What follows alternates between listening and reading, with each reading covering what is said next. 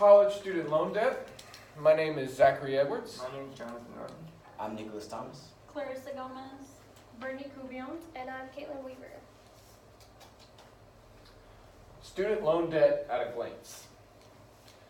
Student loan debt is crippling both the economy and the economic capability of those exiting the higher educational system in America. This problem is becoming more antagonistic each year as it passes by, and most solutions or policies thrown at it are seen as temporary or band-aids, so to speak, in that kind of alleviating fashion. This is a graphic of distribution of U.S. student loan debt balance as of 2012. As you can see, the larger chunk of it is $1,000 to $10,000 balance, and then it goes 30%, $10,000 to $25,000, 17.7% for $25,000 to $50,000, 9% for $50,000 to $100,000, 2.2% for $100,000 to $150,000, 0.9% for $150,000 to $200,000, and then 0.6% of U.S. student loan debt balances are $250,000 or above. As you can see, the larger chunk is $1,000 to $10,000, but if one takes into account how much $25,000 to $50,000, $50,000 to $50,000 to $100,000 takes up on the chart, which is an average of how much student loan debt, how much debt loans are taken out for, you can see that a solid around 50% of student loan debt balance is $25,000 to $100,000, which is crippling for anybody who does not come from a privileged background, to where, or to people who don't go immediately into a job in which they're making six figures. It is very difficult to pay off $25,000 to $100,000 for anyone outside those circumstances. What is college student loan debt? Student loan debt is defined as money owed on a loan taken out for educational purposes. In the United States, most student loans are facilitated by the lending institution known as Sallie Mae. The problem of student loan debt in the United States stems from several social contradictions that have simply become the norm here. Other countries don't have as much of a problem with student loan debt because education is treated more as a right and is more available to a lot larger portions of the population than here in the U.S. One of the main contradictions causing these antagonistic things to start rising up is the concept that education is treated as a commodity in the U.S. and is subjected to the same commercialization as other commodities, as opposed to being treated as a right available to all, as it is in other countries. So when something is commoditized in that fashion and sold in that fashion, it then becomes unable to be accessed by everyone. It is only able to be accessed by those who are economically capable of purchasing this product now.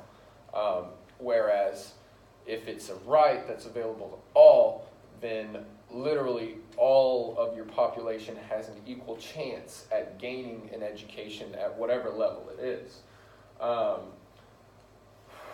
Several antagonisms kind of stem as well from these contradictions, which stem again from U.S. society, and several of these examples of how student loan debt is antagonizing our society is that you have large private lending institutions and executive classes of people whose sole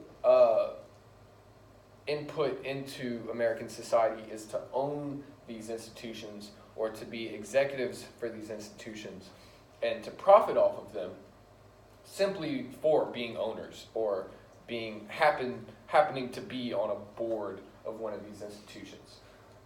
It also shows itself in extremely high, and these people in turn determine extremely high interest or high APR rates, hundreds or thousands of times over what would be reasonably able to be paid off by these students, because they are driving for a profit motive. They are driving for personal profit, as opposed to regulating and facilitating an educational system and allowing as many people as they can to receive an education.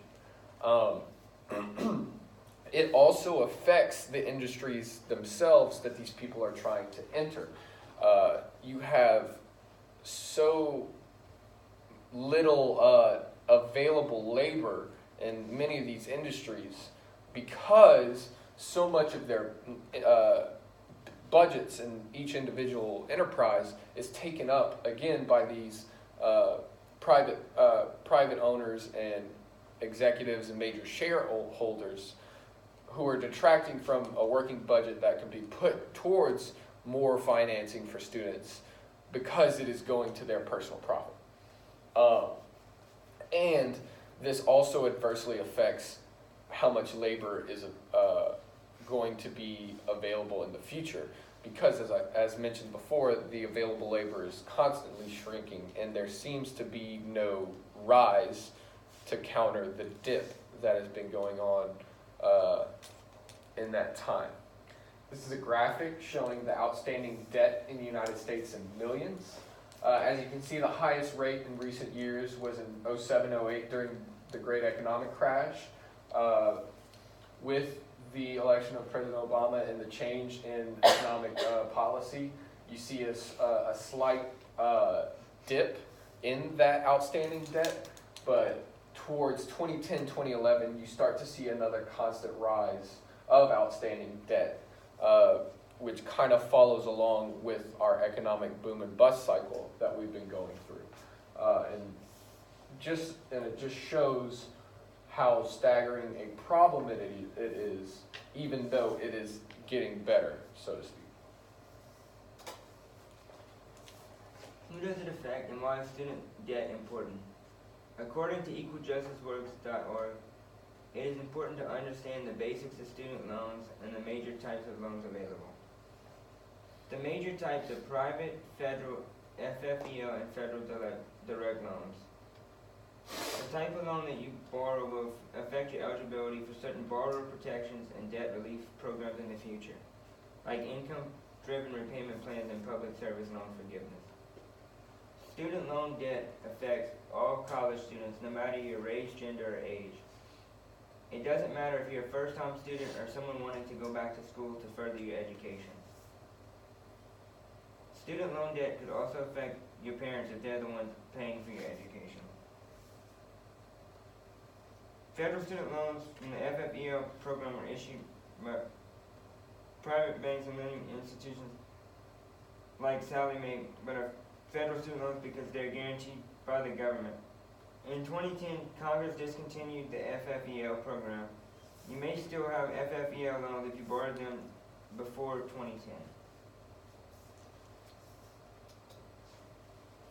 So the purpose of this, it is so we can raise awareness on student debt in your area. It is so that you can understand that you're not the only